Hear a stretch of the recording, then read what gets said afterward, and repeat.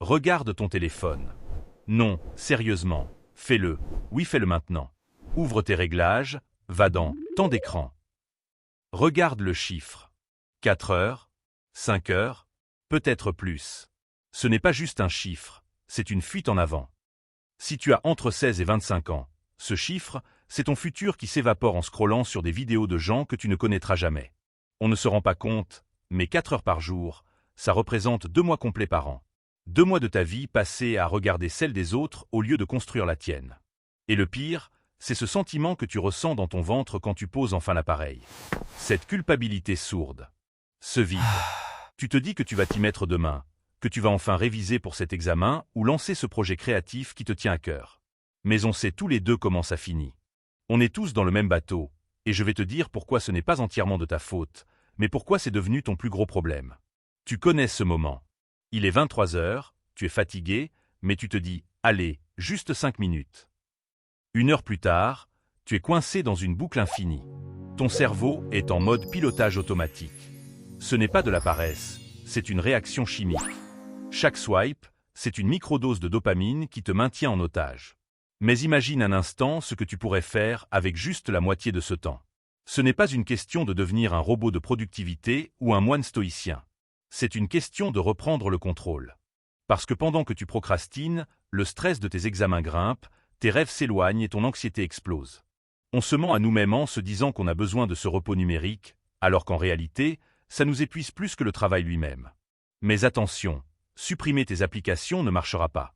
Le secret ne réside pas dans la volonté, mais dans un système. Et si je te disais qu'il existe un moyen de taquer ton propre cerveau pour inverser la tendance? Le premier secret du système, c'est ce que j'appelle la friction inversée. On procrastine parce que commencer est difficile. Ton téléphone, lui, est à 1 seconde de ton pouce. C'est trop facile. Pour casser ça, tu dois rendre l'accès à tes distractions physiquement pénibles. Ce soir, avant de dormir, ne mets pas ton téléphone sur ta table de nuit. Pose-le dans une autre pièce. Achète-toi un vieux réveil à pile si besoin. Ce simple geste va changer ta matinée. Au lieu de commencer ta journée en réagissant aux notifications des autres, tu vas enfin pouvoir choisir tes premières pensées. Mais ce procédé de la friction ne fait pas tout. Il y a un piège biologique dans lequel on tombe tous quand on essaie d'être productif, et c'est ce qui cause ton burn-out avant même d'avoir commencé. Tu veux savoir lequel? C'est de vouloir tout changer d'un coup. Quand on décide de se reprendre en main, on veut faire 4 heures de sport et 6 heures de révision dès le lundi matin. C'est l'échec assuré. Le système que je te propose repose sur la règle des 2 minutes. Si une tâche prend moins de 2 minutes, fais-la maintenant.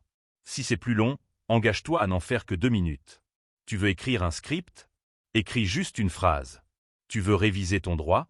Ouvre juste le livre et lis une page.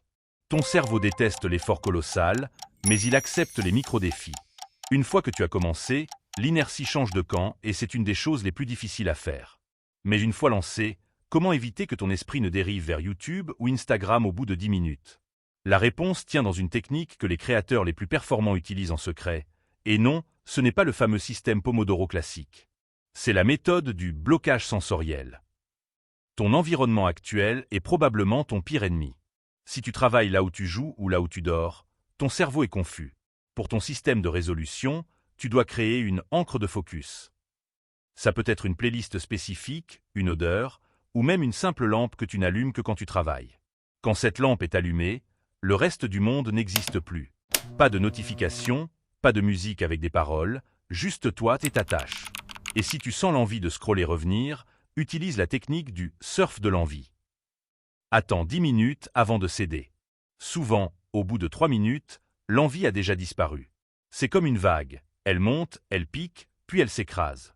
Tu dois juste apprendre à rester sur ta planche quelques secondes de plus. Pense à ce que tu ressentiras ce soir si tu réussis. Pas dans un mois, juste ce soir. Ce sentiment de fierté quand tu fermeras ton ordinateur en te disant « J'ai fait ce que j'avais dit ». C'est cette sensation qui est la vraie drogue, la dopamine saine. Le succès, ce n'est pas une explosion de gloire, c'est une succession de petites victoires invisibles contre ton téléphone. 4 heures par jour, c'est beaucoup de temps pour ne rien faire, mais c'est aussi un temps infini pour devenir quelqu'un d'incroyable. La différence entre celui que tu es et celui que tu veux devenir, c'est juste ce que tu fais de tes soirées. Tu n'as pas besoin de plus de motivation, tu as besoin d'un meilleur système. Et ce système commence par un petit geste ridicule. Alors, on fait quoi maintenant?